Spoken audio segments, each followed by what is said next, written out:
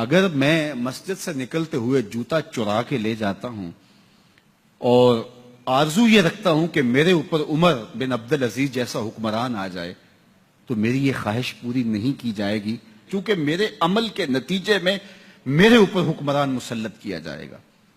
میں اپنے اندر جھانک کر کے دیکھوں، اپنے اندر اتر کے دیکھوں کہ میں کہاں کھڑا ہوں۔ میں اگر یہ دیکھتا ہوں کہ میرے اوپر بدترین حکمران مسلط کر دیے گئے ہیں، جو ملک کو دونوں ہاتھوں سے لوٹ رہے ہیں، ملک کے وسائل کو چاٹ رہے ہیں، تو میں خود دیکھوں کہ میں کہاں کھڑا ہوں۔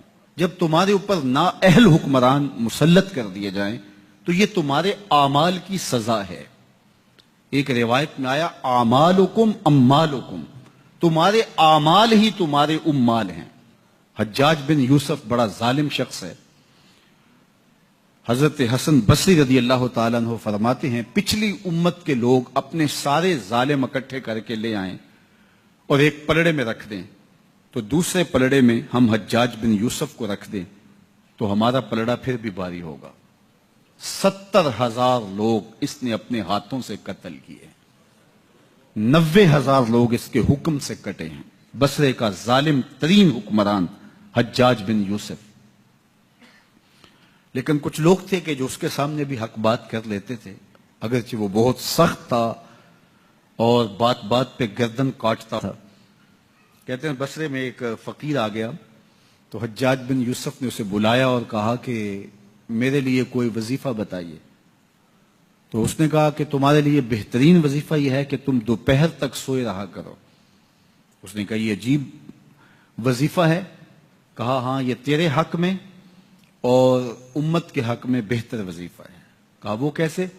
کہا تم دوپہر تک سوئے رہو گے تو اس کا نتیجہ یہ ہوگا کہ لوگ تیرے ظلم سے بچے رہیں گے اور تیرے بھی نامہ اعمال کے اندر گناہ کم درج ہوں گے، اس لیے تیرے لیے بہترین وظیفہ ہے کہ تو دوپہر تک سویا رہے۔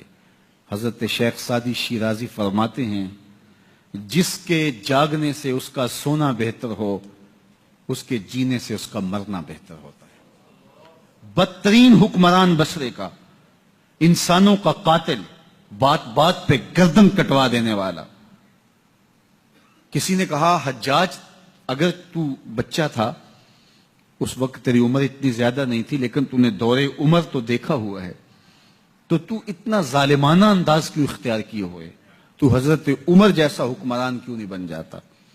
تو جو حجاج نے جواب دیا وہ سنیے، 2 لفظ اس نے جواب دیا، تبازروا اتامر لکم، تم ابو ذر غفاری جیسی رعایا بن جاؤ، میں عمر جیسا حکمران بن جاتا ہوں۔